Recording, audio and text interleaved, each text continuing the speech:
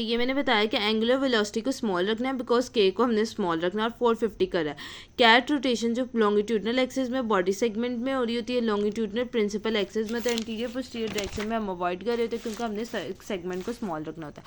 इसके बाद change in angular momentum की बात करें, जब भी एक्सटर्नल टॉर्क एक्ट करती है तो वो एंगुलर मोमेंटम में चेंज लेके आ रही होती है, ठीक है। लीनियर में हम कहते हैं फोर्स ओवर टाइम, ये इन्वर्स रिलेशनशिप है। इसकी एग्जाम्पल मैं आपको बैट बॉल की देती हूँ फॉर एग्जाम्पल, क्योंकि मैं कॉन्सेप्ट क्लियर कर रही हूँ, रटा तो मरवा रही नहीं आपसे कि ये आपका बैट है, ठीक है। हमने जो एफएससी में भी कॉन्सेप्ट पढ़ा कि बैट को बॉल लगनी है, तो हम इम्पल्स जनरेट के फॉर्मूले पे करते हैं कि कितनी आपने फोर्स से करना है, आपने इतनी फोर्स से मारना है और शॉर्ट ड्यूरेशन के लिए मारना है तो आपकी इम्पल्स जनरेट होगी। इसी तरह एंगुलर इम्पल्स में आपने टॉर्क को और थोड़ी ड्यूरेशन के मतलब टॉर्क इंक्रीज करो तो टाइम कम कर दो, टाइम कम कर दो तो टॉर्क इंक्रीज कर दो, मतलब ये इन्वर्स रिलेशनशिप में आ रहे हैं। Angular momentum equal to product of torque and time interval over the torque act. अब यहाँ पे देखो इसने कहा है कि ये एंगुलर हमारे पास इम्पल्स आ गई और ये एंगुलर मोमेंटम चेंज आ रहा है, तो इससे हम क्या लेंगे, एंगुलर मोमेंटम ले लेंगे, ठीक है, ऑफ इनर्शिया, और हमारे पास एंगुलर वेलोसिटी फाइनल माइनस उसकी जो इनिशियल 1 है उसमें से हम माइनस कर देंगे, ठीक है।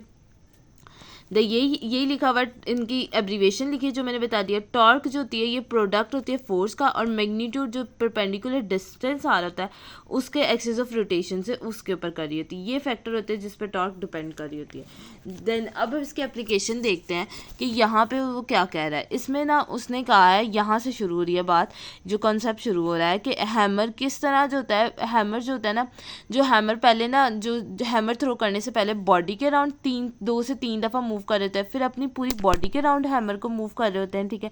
जब सर से ऊपर मूव किया, फिर बॉडी के राउंड मूव किया, फिर उसे वो थ्रो करते हैं, ठीक होगा। क्यों ऐसा कर रहे थे, ताकि अपना मूवमेंट ऑफ इनर्शिया हैमर का इंक्रीज कर सके। किस तरह करेंगे, आर को इंक्रीज करके, रेडियस ऑफ रोटेशन को इंक्रीज करके, ठीक होगा। अब देखो, as distal linear directly angular velocity M K, this concept is particularly evidence to hammer throw in which first swing में क्या किया, 2 to 3 time around the body आपने बनाया अपने फीट को प्लांटेड रख के, ठीक है। नेक्स्ट 3-4 होल फेज में आपने हैमर को फेस करके रिलीज किया, ठीक होगा, और ट्रंक को स्लाइडली फ्लेक्शन में रखा, मतलब काउंटरिंग विद द हिप, ठीक है। इसमें आपने क्या किया, रेडियस ऑफ रोटेशन इंक्रीज कर दिया, जिससे मूवमेंट ऑफ इनर्शिया हैमर का इंक्रीज कर दिया, जिसकी वजह से axis of rotation angular velocity increase हुई या मोमेंटम गेन हुआ, ठीक होगा। इसकी वजह से अब एक फाइनल टर्न में आप क्या करते हैं कि बॉडी को लीनिंग अवे कर रहे होते हैं हैमर से, काउंटरिंग विद द शोल्डर के पास ला रहे होते हैं। ये मिनिमस फ्लक्चुएशन हैमर में जो आ रही थी स्पीड को मेंटेन करने के लिए कर रहा होता है। देन इसके बाद हमारे पास आती है एंगुलर मोमेंटम। एंगुलर मोमेंटम जो होता है ये रिक्वायर होता है टोटल बॉडी को रोटेशन के दरमियान, ठीक है। अब एंगुलर मोमेंटम जो एरियल स्किल्स कर रहे होते हैं हवा में, जिसने एंगुलर इम्पल्स जनरेट करनी, उस पर भी यही लग रहा होता है, creating a reaction force on support surface during take off during a back driver perform by a platform, the major angular impulse produce during the final weighting of a platform when the driver come on to the crouch position through extreme hip and knee and ankle execute a vigorously swings to simultaneously. जब भी वो अपने hip और नी और ankle को extend करते हैं ना, तो वो विग्रेसली वो अपनी मोमेंटम को इंक्रीज कर रही होती है, ठीक है। Vertically platform reaction force act कर रही होती है सेंटर ऑफ ग्रेविटी, और वो बैकवर्ड एंगुलर मोमेंटम रिक्वायर कर रहा होता है। अब स्प्रिंग बोर्ड में क्या होता है कि पोजीशन ऑफ फल्क्रम पे होता है। अब फल्क्रम से देखें, ये फल्क्रम वो है जो पोजीशन हमारे पास, ये हमने काइनी में भी कॉन्सेप्ट पढ़ा हुआ है कि इससे आपने अवे मूव करेंगे ना, अवे खड़ा हुआ है ये बंदा, ठीक है। ये फल्क्रम इससे अवे जितना होगा उतनी ज़्यादा ये इजीली बाउंस कर पा रही होगी। ये वाली जो बॉडी के पार्ट है ये फल्क्रम है ना, ये देखें, ये यूं इस पे आपने खड़ा किया आदमी को और इसने इस तरह मूवमेंट करनी है, ठीक है। जैसे वो करेगा तो वो क्या करेगा, वर्टिकल वेलोसिटी अपनी जो होगा वो इंक्रीज कर रहा होगा। जो वर्टिकल वेलोसिटी इंक्रीज हो रही है तो एंगुलर मोमेंटम इंक्रीज हो रहा है, ठीक होगा। Setting the fulcrum back from the tip of a board, greater the vertical velocity from takeoff and the greater is the angular momentum. जब एंगुलर मोमेंटम इंक्रीज हो गया उसका, तो वो डाइव ज़्यादा अच्छी कर पाएगा। और इसका डिसएडवांटेज ये होता है कि जो हर्डल फ्लाइट ड्यूरेशन होती है वहाँ पे क्या होता है कि वहाँ पे हमारे पास ग्रेटर जो आ रही होती है फ्लेक्शन ऑफ नी हम कर रहे होते हैं, वहाँ पे हम अपने जब हमारे पास हवा के अंदर हर्डल्स आएंगे, फॉर एग्जांपल यहाँ पे मैं हर्डल्स वाली रख लेती हूँ, तो इसमें इसको वो पोजीशन चेंज नहीं करनी पड़ी, तो ये अपनी जो होगी वो नी को फ्लेक्स करके जाएगा, फ्लेक्शन ऑफ नी करेगा, ताकि वो जो है वो पीक नी एक्सटेंशन जब वो वापस स्प्रिंग बोर्ड पे आए तो पीक नी एक्सटेंशन में आए और मैक्सिमम स्प्रिंग बोर्ड पे वो जो है वो अपने वो रोटेशन कर पाए, ठीक होगा। अब यहाँ पे वो कह रहे हैं कि जो high skill driver perform arm swing कर रहे होते हैं, आर्म को फुली एक्सटेंड करके और मैक्सिमाइज कर रहे होते हैं अपने मूवमेंट ऑफ इनर्शिया को, ठीक होगा। और इसी तरह जो लेस स्किल होते हैं वो अपनी फ्लेक्शन ऑफ क्या कर रहे होते हैं, एल्बो को कर रहे होते हैं, मूवमेंट ऑफ इनर्शिया को कम करने के लिए आर्म को अपने शोल्डर तक ला रहे होते हैं, ठीक है। एंगुलर इम्पल्स जो सपोर्ट सरफेस में रिएक्शन में आ रही होती है वो टूवर्ड्स जीटी आता है। टूवर्ड्स जीटी की मैंने थोड़ी सी डायग्रामेटिक व्यू आपको दिखाने की कोशिश की, अगर ये समझ आ जाए डायग्राम मेरी कि मतलब ये जो फेज़ होती है ना ये वाली टूवर्ड जीटी जो है ना ये कुछ इस तरह, ये मैंने फेस बनाया और ये आर्म बनाए हुए ऊपर और ये टांगे मतलब ऐसे खुली हुई हैं, ठीक है। और ये भी फेस बनाई हैं, ठीक है। डिफरेंट फेजेस डांस में आ रही होती है उसको हम कह रहे होते हैं, ठीक है। अब ये देखें यहाँ पे वो कह रहे हैं GT dance movement consisting of 180 बना रहा है, तो वो इस तरह खुली होंगी तो 180 बनेगा ना, मतलब इस तरह वो पूरी सरफेस पे कवर करिए। तो foot opposite to the take off when the movement is perform properly the dancer appear to rise straight up and rotate about the principal vertical axis in the वो स्ट्रेट खड़ी होती है और rotate कर रही होती है वर्टिकल एक्सिस, ठीक होगा। अपनी टांग को एक ऊपर करेगी, ठीक है।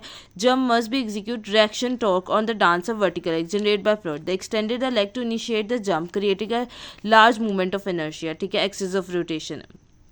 At the peak of a dancer, leg is simultaneously cross axis of rotation and the simultaneously come together. फिर वो अपना क्या कर देती, अपनी बॉडी को एक टक पोजीशन में ले आएगी, मतलब अपनी पोजीशन चेंज करी होगी। इसी तरह जो होता है, इसी तरह वो उसका movement of angular movement of inertia को बढ़ा रही होती है, कभी अपनी एंगुलर वेलोसिटी को बढ़ा रही होती है। इसी तरह जो हमारे पास जो होते हैं, हमारे पास ट्रिपल एक्सल फिगर स्केटिंग होती है। इसमें ट्रिपल एक्सल क्या है, टेक ऑफ फॉरवर्ड, एक्सल का मतलब होता है कि फॉरवर्ड मूव करना। तो डबल और ट्रिपल एक्सल जो स्केटिंग कर रहे होते हैं वो भी इसी तरह कर रहे थे, वो अपनी एंगुलर मोमेंटम को डबल एक्सल में बढ़ा रहे होंगे, ठीक है, ग्लाइडिंग और स्केटिंग करके फिर जंप करेंगे, ठीक है।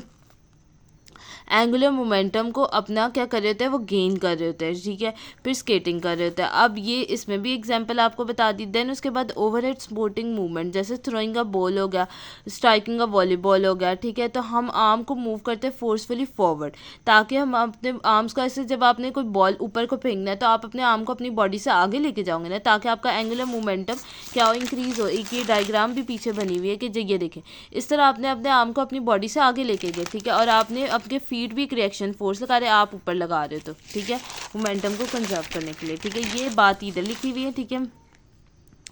ओवरहेड एल्बो को आपने एक्सटेंड किया, रिस्ट की फ्लेक्शन की, एक्सिलरेट की ट्रंक अपर आर्म की। इसी तरह टेनिस में भी हम कर रहे होते हैं कि अपने आर्म वगैरह को आगे लेके आ रहे होते हैं और हमारी जो ग्रेविटी होती है वो भी हमें एक काउंटर फोर्स दे रही होती है। फिर हम न्यूटन के लॉ की तरफ आ जाते हैं। न्यूटन का लॉ, फर्स्ट लॉ ये स्टेट करता है कि रोटेटिंग बॉडी वो जो होगी वो मेनटेन करेगी अपनी कॉन्स्टेंट रोटेशन, ठीक है, तब तक कि जब तक उस पर एक्सटर्नल टॉर्क ना एक्ट करे, ठीक है। इसके लिए क्या है कि आपने ह्यूमन मूवमेंट को मास से रिमेन को कांस्टेंट रख के आप देख सकते हैं, मतलब बॉडी अपनी मूवमेंट करती रहेगी, रोटेटिंग बॉडी या linear body will state in a linear motion until external torque act on it. ये हमारा लॉ था लीनियर के मुताबिक। लेकिन एंगुलर एनालॉग के मुताबिक न्यूटन लॉ का क्या है कि रोटेटिंग बॉडी रोटेट करती रहेगी जबकि कोई एक्सटर्नल टॉर्क ना मैं इस पर लगाऊँ। अब देखिए लीनियर में हम मास लेते हैं, इसमें हम मूवमेंट ऑफ इनर्शिया लेते हैं। जिससे हम फोर्स ले रहे होते हैं वो हमारे पास एंगुलर में टॉर्क आ रही होती है, मूवमेंट जो आ रहे थे वो एंगुलर मोमेंटम आ रहा होता है, ठीक है। जो इम्पल्स आ रही होती है वो एंगुलर इम्पल्स आ रही होती है, जिसे हम टी से रिप्रेजेंट करते हैं। देन उसके बाद हमारे पास एक आ जाता है Newton second law. Newton second law के मुताबिक क्या है कि F is equal to m, हमने पढ़ा है, इसे हम F को कह देते हैं। अभी हमने ये पढ़ के आए हैं, मैंने आपको बताया कि F जो है वो T है, तो M जो होगा वो किसके इक्वल होगा, I के, और A जो होगा वो एक्सेलरेशन होगी हमारे पास, ठीक है ना। A किसके, वो एज इट इज़ आ गया, ठीक होगा। ये सारी चीज़ें हमने इधर लगा दी, ठीक है। नेट टॉर्क जो प्रोड्यूस हो रहा है एंगुलर एक्सेलरेशन ऑफ बॉडी वो डायरेक्टली प्रोपोर्शन है magnitude of a torque same direction में हो और रिवर्सली प्रोपोर्शन होता है बॉडी के इनर्शिया से, ठीक होगा। अगर बॉडी के लिए तो T इज़ इक्वल टू जो आपने मोमेंटम डाला है वो उसमें हम मास डाल देंगे और एक्सेलरेशन में K डाल देंगे, ठीक है। न्यूटन का थर्ड लॉ ये कहता है हमें कि जो होती है एवरी टॉर्क एग्जीक्यूट जो बॉडी पे हो रही है वो इक्वल एंड ऑपोजिट अपनी सेकंड बॉडी पे लगा रही होती है। मतलब आपने जंप करके बास्केटबॉल में डाला, आपने अपने आर्म की फोर्स दी और बॉडी के आगे आपने अपने हैंड को मूव किया, इसी तरह आपको ग्राउंड भी काउंटर फोर्स लगा रहा होता है। इफ़ द बैटर, अब ये देखो बेसबॉल प्लेयर फोर्सफुली स्विंग करता है बैट को, रोटेट करता है मास को अपर बॉडी को। टॉर्क जो होती है वो प्लेयर के लॉन्गिट्यूडनल एक्सिस में, तो वो जो बैटर का फीट है वो भी फर्मली प्लांटेड होंगे, ठीक है, वो अपने फीट की भी मूवमेंट करेगा। कभी भी आप बैट को पकड़ के हाथ को बगैर पाँव के मूवमेंट के नहीं आप कर सकते, ठीक होगा। तो वो ऑपोजिट अर्थ भी उसकी ऑपोजिट फोर्स क्रिएट करेगा। अब सेंट्रीपिटल फोर्स की बात कर लेते हैं। सेंट्रीपिटल फोर्स वो होती है जो बॉडी को सर्कल में मूव करने दे रही होती है, ठीक है। सेंट्रीपिटल फोर्स की डेफिनेशन आपको करनी होती है। सेंट्रीपिटल फोर्स जो होती है वो प्रिवेंट कर रही थी रोटेटिव बॉडी को कि वो सर्कुलर पाथ को लीव करे, ठीक है। सेंट्रीपिटल फोर्स को सेंटर सीकिंग फोर्स भी कह रहे होते हैं। और ये देखिए ये एक होती है, एक हमारे पास एक्सेलरेशन रेडियल की आ रही थी, एक टेंजेंशियल आ रही होती है, ठीक होगा। फोर्स जो आगे याद करने की जो चीज़ है वो हमारे पास आता है कि फोर्स जो होता है वो mv का स्क्वायर ओवर r होती है। जैसे जैसे हम वेलोसिटी को इंक्रीज़ करते हैं हमारे पास फोर्स इंक्रीज़ करती जाती है। इसी तरह सेंट्रीपिटल फोर्स जो अगर एंगुलर वेलोसिटी में बात करें तो सेंट्रीपिटल फोर्स मैस r, अगर हम एंगुलर वेलोसिटी को इंक्रीज़ करें तो सेंट्रीपिटल फोर्स इंक्रीज़ करिए, ठीक होगा। इसके बाद ये कि एविडेंस की बोथ इक्वेशन हमें ये बता रही है कि जो सेंट्रीपिटल फोर्स है वो डायरेक्टली स्क्वायर ऑफ वेलोसिटी, अगर आपने वेलोसिटी को 2 टाइम इंक्रीज़ किया तो 4 टाइम इंक्रीज़ होगी, ये कॉन्सेप्ट है इसमें। अब वो कह रहा है कि साइकिलिस्ट जो है वो ग्राउंड पे एक जो है वो गोल चक्कर लगा रहा है, तो उसकी सेंट्रीपिटल फोर्स है जो वो उसे कह रही है कि वो गोल गोल घूमे, ठीक होगा। इसी के साथ ही जो टॉर्क जो उसके टायर्स को साइकिलिस्ट को मिल रही है, टायर्स को जो मिल रही है कि वो क्या कर रहे हैं, टायर्स को क्या मिल रही है, एक ऑपोजिट ग्राउंड की तरफ से रिएक्शन फोर्स मिल रही है in the form of friction और अदर फॉर्म कि वो उसको कर्व पाथ में मूव करने में मदद दे रहे हैं, ठीक होगा, प्रिवेंट करे। और जो अब देखें अगर इसका सर्कुलर पार्ट टूट जाए और वो उधर से कर जाए तो वो टेंजेंट के अकॉर्ड मूव करेगा। और जो रोटेटिंग बॉडी को वो जो फोर्स जो उसको सेंटर से हटा लेती है, अपने स्ट्रेट पाथ से डेविएट करवा देती है, उससे सर्कल से बाहर मूव करते हैं, वो सेंट्रीपिटल फोर्स होती है। सेंट्रीपिटल फोर्स का ये फुगल का फोर्स का ये आप कह सकते हैं कि ये जो फोर्स होती है ये हम जैसे हम कार में जा रहे होते हैं तो सीट बेल्ट होती है तो वो सेंट्रीफ्यूगल फोर्स को प्रिवेंट कर रही होती है, ठीक होगा।